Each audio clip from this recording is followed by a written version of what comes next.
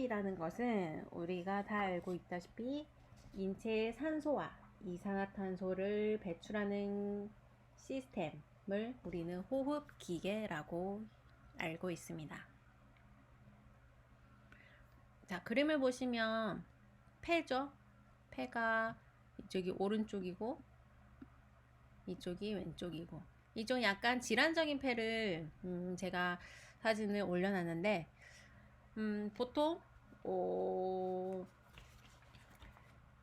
양쪽 폐는 약간 특성이 조금씩 다른 거를 알 수가 있습니다. 제가 이런 약간 왼쪽과 오른쪽의 크게 차이가 많이 나는 사진을 올린 이유는 하나를 말씀드리기 위해서인데, 오른쪽 폐 같은 경우는 이렇게 세 등분으로 엽이 나눠져 있는 것을 알 수가 있고, 왼쪽 같은 경우는 엽이 2등분이 되어 있습니다. 위에 하나, 아래에 하나. 물론 사이즈는 동일하고 크기는 똑같대. 엽만 이렇게 세 등분으로 나눠져 있거나 2등분으로 나눠져 있는 차이점이 있다는 것을 알려드리려고 좀 눈에 확 띄는 그림을 찾다가 좀 너무 극한 사진을 제가 올렸죠. 네, 다음으로 가겠습니다. 자, 학습 목표입니다. 공기가 우리가 산소와 이산화탄소를 들이키고 내쉴 때 이동 경로가 어떻게 되는지, 그리고 호흡의 3단계, 그리고 우리의 폐 사이즈죠. 폐 용량은 얼마나 되는지, 그리고 호흡의 수위적, 불수위적 이런 기전에 대해서 한번 살짝 보고 넘어가는 시간을 갖도록 하겠습니다. 자, 먼저 상부와 하부 호흡 기도입니다. 자, 우리는 기도 자체를 두 가지로 나눌 수 있는데요. 위쪽과 아래쪽이죠. 상부 같은 경우는 산소가 코로 들어오고, 그리고 부비동을 통해서 인두로 내려가는 거, 이 부분까지 우리는 상부 기도라고 보고, 그 아래로 내려가는 후두를 경계로 해서 그 아래로 기관, 그리고 기관에서 뻗어나온 기관지, 그리고 기관지보다 더 미세한 세기관지, 이 세기관지는 폐포, 포도송이처럼 이렇게 붙어있는 폐포가 있고, 그리고 이것은 폐포로 구성된 것이 바로 폐죠. 이 폐는 아래에 경계가 뭐가 있나요?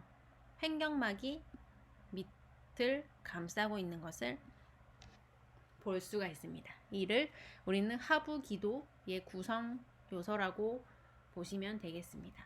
오른쪽 그림도 아까 제가 앞에서 설명했듯이 엽을 볼 수가 있습니다. 엽이 오른쪽은 3개로 나눠져 있고 왼쪽은 2개로 나눠져 있는 게 보이시죠?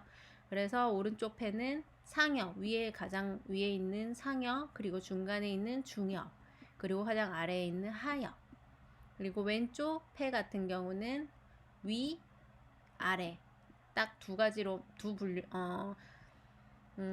파트로만 분류가 되는 것을 알 수가 있습니다.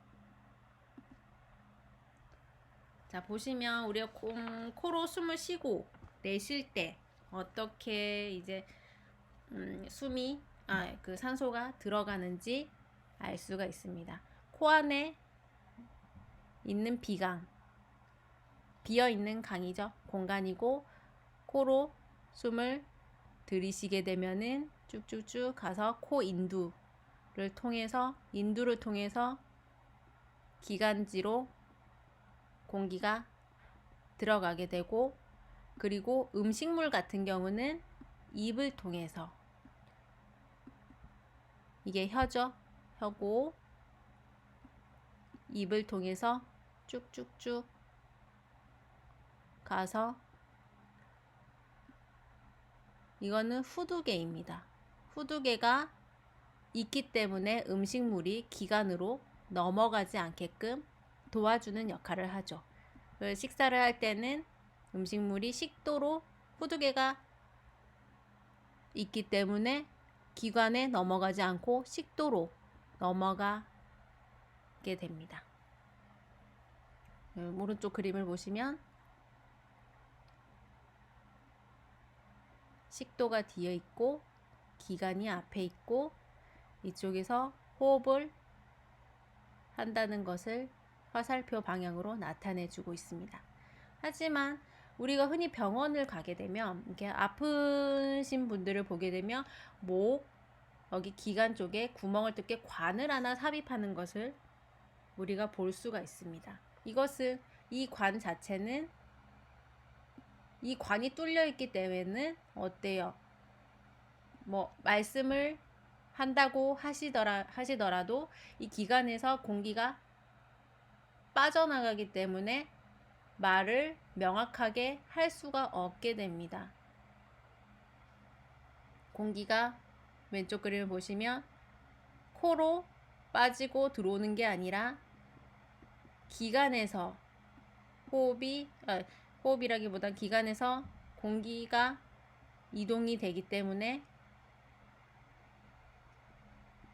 말을 하는 거에 있어서 상당히 어려움을 느낄 수 있게 됩니다.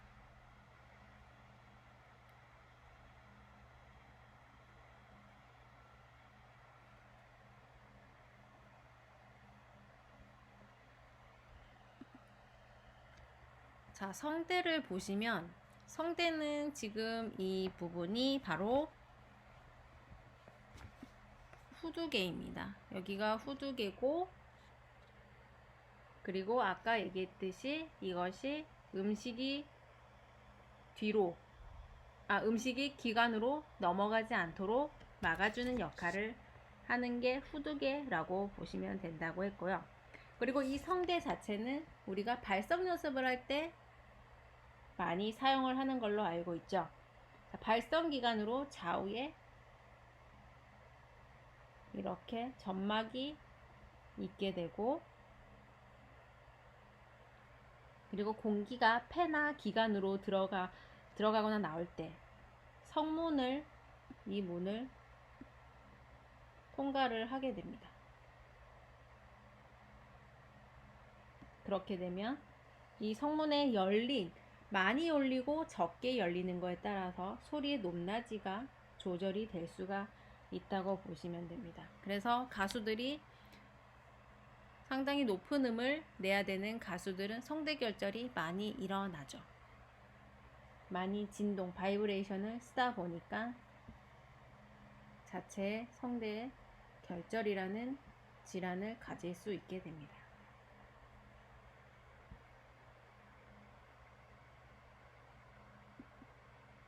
자, 이 성대는 우리 다시 일명 다른 말로 목젖이라고도 얘기를 합니다. 우리 목의 랜드마크가 되죠. 특히 여성들보다는 남성들에서 두드러지게 나타나게 되고 물론 여성들도 목젖은 있습니다. 하지만 남성들만큼 크기가 크지가 않죠. 남성들은 쉽게 외관상으로 볼 수 있기 때문에 랜드마크라고 보시면 되고요. 그리고 이 성대 바로 아래쪽에는 이게 성대라고 본다면은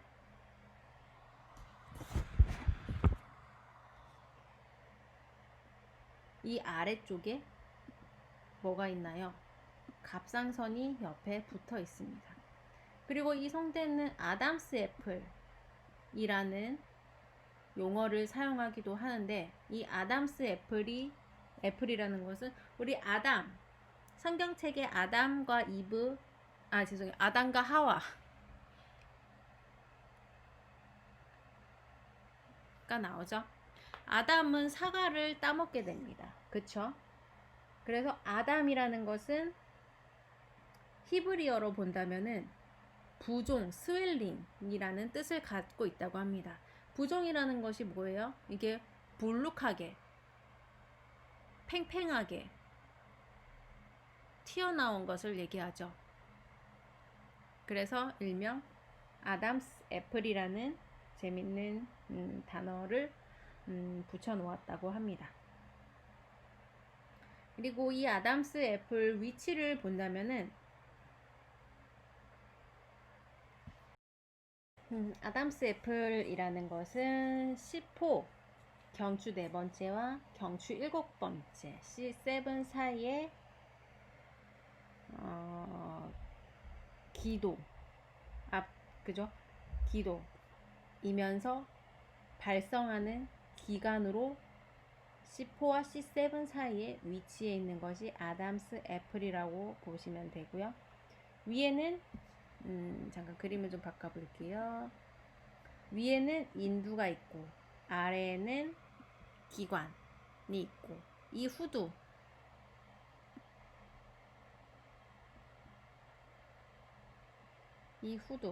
이쪽을 아담스 애플의 위치라고 보시면 되겠습니다.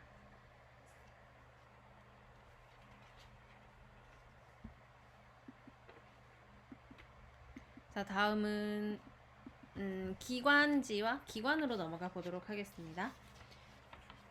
자, 위에 후두가 있고 아담스 애플이 있고 그 아래 기관이 있습니다. 이 기관에서 공기의 순환이, 공기 이동이 이루어지고 이 공기는 어디로 가요? 자, 기관지로 가게 됩니다. 그렇죠. 가지를 쳐서 나오는 이 기관지로 다 이동을 하고 그리고 더 가느다란 세기관지로 더 가지쳐 있는 세기관지로 이동을 하면서 세기관지에 붙어 있는 폐포 오른쪽을 보시면 세기관지의 옆에 하나하나씩 붙어 있는 폐포 이쪽에서 바로 산소와 이산화탄소의 교환이 이루어지게 됩니다. 여기엔 역시 아무래도 기관이기 때문에 모세혈관이 뻗어 있습니다. 동맥 모세혈관과 정맥 모세혈관 혈관들이 이렇게 하나하나 붙어 있는 모습을 볼 수가 있습니다.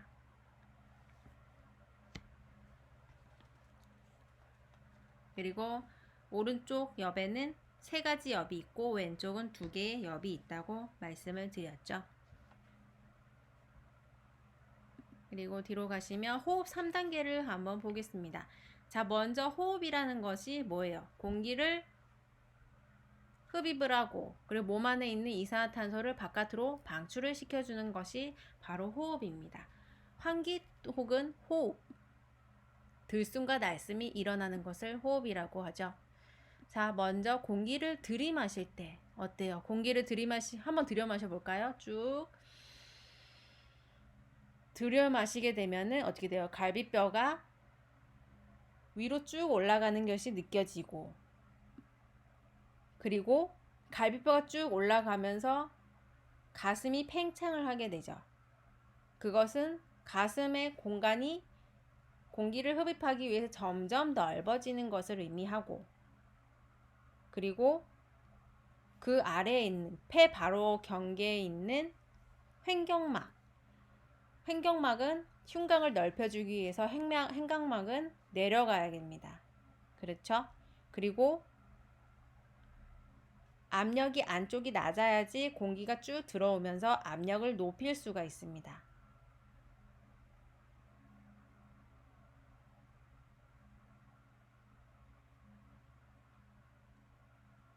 그리고 공기는 폐로 들어오게 되죠. 자, 날숨을 한번 보면은 반대로 폐에서 공기가 나갑니다. 그리고 흉곽은 공기가 빠지면서 가슴의 공간은 점점 쭈그러들고 횡격막은 횡격막은 위로 올라가고 갈비뼈는 아래로 내려가는 것을 알 수가 있습니다. 자, 폐에 근육이 없어요. 그쵸? 폐에 근육이 없는데 어떻게 공기가 들어오고 빠지면서 폐가 확장되기도 하고 다시 작아지기도 하는 걸까요? 왜 사이즈가 어떻게 변하는 걸까요? 이것은 바로 횡격막과 흉곽, 갈비뼈가 움직여주기 때문에 폐가 근육이 없더라도 커질 수 있고 작아질 수 있는 요인이 됩니다. 자, 두 번째로 산소와 이산화탄소의 교환. 자, 이 교환이 이루어지는 원인은 확산이 일어나기 때문에 물질 교환, 가스 교환이 이루어지게 됩니다. 자, 산소의 농도가 높다는 것은 가스의 기압이 높다는 것을 의미하기 때문에 산소의 농도가 높다는 것은 어디예요? 폐포가 산소를 머금고 있어요.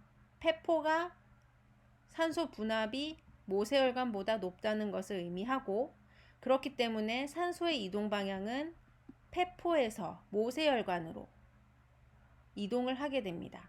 즉, 양이 많은 폐포에서 산소의 양이 적은 모세혈관으로 이동을 한다는 뜻이고, 또한 이산화탄소의 농도는 모세혈관이 폐포보다 훨씬 많아요. 그렇기 때문에 이산화탄소의 이동은 모세혈관에서 폐포로 농도가 높은 쪽에서 낮은 쪽으로 이동하는 확산이 이루어지기 때문에 양이 많은 모세혈관에서 양이 적은 폐포로 이동을 하게 됩니다.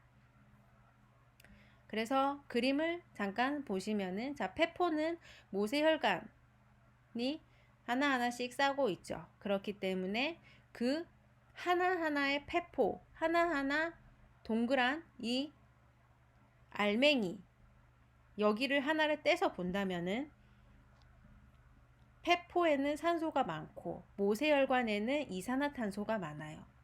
그래서 이산화탄소가 많은 모세혈관이 폐포 안으로 확산에 의해서 폐포 쪽으로 이동을 하고, 그리고 폐포에는 산소가 많기 때문에 이 산소는 폐포에서 모세혈관으로 확산에 의해서 이동을 하게 되는 것입니다. 이게 호흡의 두 번째 원리라고 보시면 되겠습니다. 자, 3단계로 산소와 이산화탄소의 운반입니다. 우리 이거 다 배웠어요. 자, 폐포가 이렇게 하나하나씩 모세혈관이 싸고 있어요. 그래서 산소 운반이 일어나죠. 자, 이것은 어디서 일어나요? 폐에서 일어나는 거죠. 자, 심장에서 폐로 이동하는 것이 폐동맥이라고 배웠습니다. 이게 폐순환이죠. 이 부분에 있는 순환은 폐순환이라고 부르죠. 그렇죠? 폐동맥이 폐로 들어가서 폐에서는 뭐가 나와요? 폐정맥이 나옵니다. 폐정맥이 심장으로 들어가죠. 이 폐정맥은 그러면 산소 농도가 높아요? 아니면 이산화탄소 농도가 높아요? 보시면 폐에서 산소 물질 이동이 일어났죠. 그렇기 때문에 폐에서 나온 폐정맥은 당연히 산소의 농도가 높습니다. 그렇죠? 자, 그러면서 이 폐정맥이 심장으로 들어가고, 이 심장은 다시 대동맥을 통해서 바깥으로 방출이 되죠. 자, 이럴 때도 역시 큰 이동이 없었어요. 그렇죠? 그렇기 때문에 산소는 거의 그대로 가지고 있고, 그리고 쭉 내려오게 되면은 점점 각 장기들의 얘네들이 유입이 되게 되면, 예를 들어 비장에 유입이 되게 되면 이 동맥 같은 경우는 산소가 줄겠죠. 그리고 더 아래에 내려가게 되면은 산소는 위에 있는 이거보다는 훨씬 더 가지고 있는 산소의 농도가 적어진 거를 알 수가 있습니다. 자, 그리고 이렇게 물질 교환이 다 이루어지고 나서 밑에 있는 이산화탄소를 머금은 세포들이 모세혈관으로 이산화탄소들이 이동을 하고, 이것이 정맥을 통해서 심장 쪽으로 올라갈 때 오히려 산소 농도는 적어지고 반대로 이산화탄소의 농도는 높아지는 것을 알 수가 있습니다.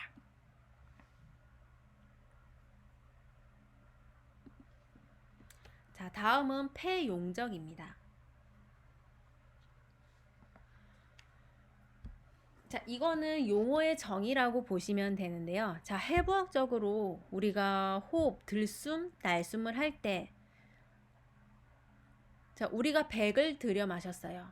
하지만 우리가 평상시에 100을 방출하느냐, 모든 산소를 우리가 환기를 시킬 수가 없습니다. 자, 예를 들어 얕은 호흡을 한다고 가정했을 때, 얕은 호흡을 하면 공기 교환이 100% 일어나지가 않아요. 자, 예를 들어 새로운 공기가 폐로 잘 들어오지 않는다는 뜻이죠. 그렇기 때문에 자, 예를 들어 50을 들여 마셨어요. 하지만 내뱉는 호흡은 30, 20은 오히려 폐 안에 저장을 하고 있는 상태가 바로 우리가 얕은 호흡이라고 부를 수가 있습니다. 자, 한번 우리가 용어를 정의를 한번 해볼까요? 자, 흡기 예비량. 최대한 들이켰을 때 흡기량을 얘기를 하는 거고, 그리고 안정호흡량. 안정호흡량은 말 그대로 호흡 용적, 평상시에 호흡 영적, 숨을 들이키고 마셨을 때의 호흡량입니다. 그리고 밑에 있는 호기 예비량은 숨을 최대한 내쉬었을 때를 얘기를 하고, 그 아래에 있는 장기량. 이 장기량이 이제 좀 전에 말씀드렸듯이 얕은 호흡을 할 때 50을 들이마셨을 때 30을 내뱉고 20은 폐에 남아있는 상태를 얘기하는 것을 장기량이라고 보시면 됩니다. 그리고 흡기 예비량과 안정 호흡량, 이것을 우리는 흡기 용량이라고 얘기를 하고요. 자, 그리고 여기 흡기 용량에 호기 예비량이 합쳐지게 되면은 이를 우리는 폐활량이라고 부릅니다. 그리고 폐의 총량이라는 것은 폐가 가지고 있는 최대의 공기량을 우리는 폐 총량이라고 합니다. 100을 들이마셨을 때 80을 내뱉고 20을 갖고 있을지라도 이 100 자체는 폐 총량이 된다고 보시면 되고요.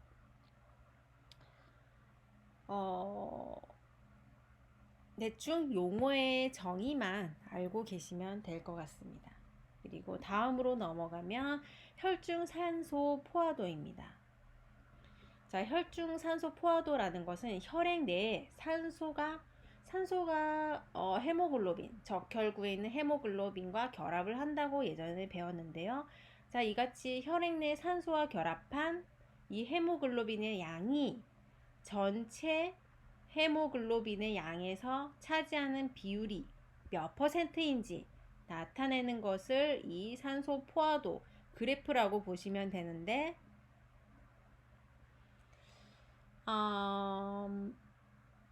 제가 여기에 온도를 표시한 산소 포화도를 가지고 왔습니다. 자, 온도가 낮을수록 산소 분압이 높아요.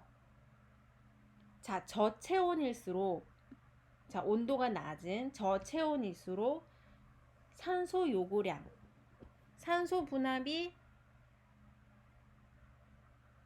낮다는 것은 산소가 많다는 뜻이고, 자, 이 산소 요구량을 떨어뜨리고 조직을 안정화시켜주는 역할을 해줍니다.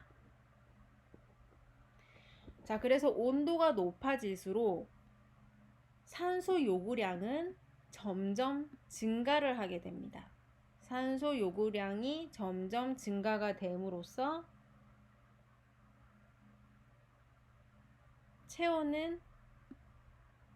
온도는 점점 높아집니다. 그렇죠?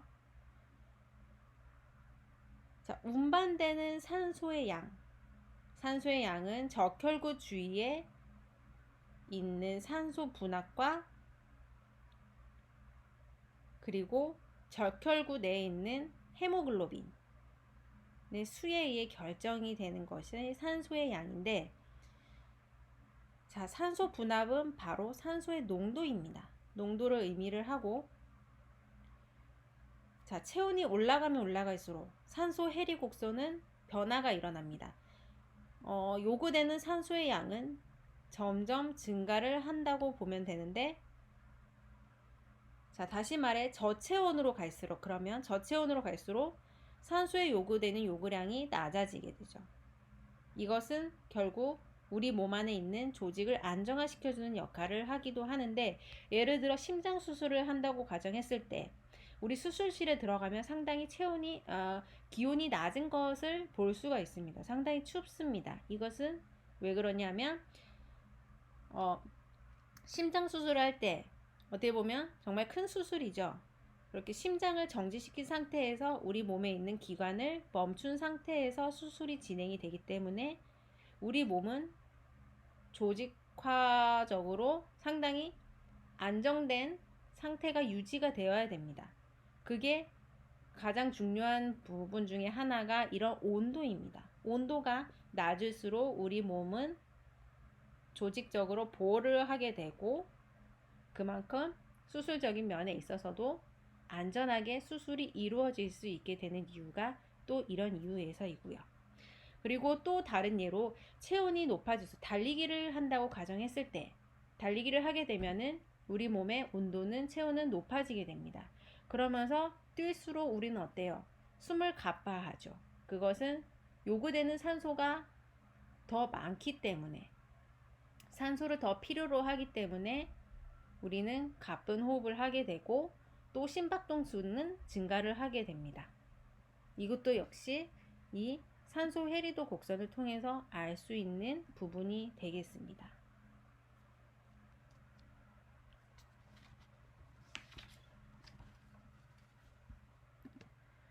자, 다음은 호흡 조절 중추입니다. 자, 호흡 조절 중추는 어디에 있나요? 그림을 보시면 뇌교에 있는 호흡 중추, 교에 있는 호흡 중추, 연수에 있는 호흡 중추 두 군데가 있죠. 교에 있는 호흡 중추 같은 경우는 어때요? 하부의 3분의 2, 상부 하부, 내교 상부 하부를 나눴을 때 하부에 있는 3분의 2는 지속적으로 흡입할 수 있는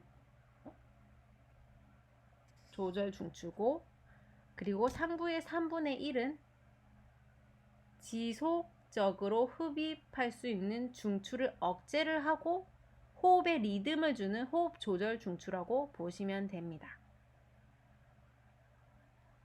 그리고 대뇌피즈 같은 경우도 역시 호흡 조절 중추로 생각할 수가 있는데, 대뇌피질은 수의적인 호흡, 숨을 멈추고 안 쉬는 경우, 그리고 일부러 숨을 가쁘게 쉬는 경우, 이렇게 조절할 수 있는 중추로서 대뇌피질도 이 역할을 하고 있습니다. 그리고 또한 연수 같은 경우는 어때요? 복측 호흡근, 그리고 배측 호흡근이라는 것이 있습니다. 자, 이것은 혈액에 어떻게 보면 이산화탄소와 산소의 농도를 변화를 연수를 통해서 감지를 해서, 이 연수가 이산화탄소가 우리 몸에 많다라고 감지를 할 경우 이산화탄소를 빨리 빼주는 역할을, 그리고 산소가 우리 몸에 너무 많다, 그럼 산소를 빨리 조절해주는, 줄일 수 있는 역할을 담당하는 것이 연수라고 보시면 됩니다.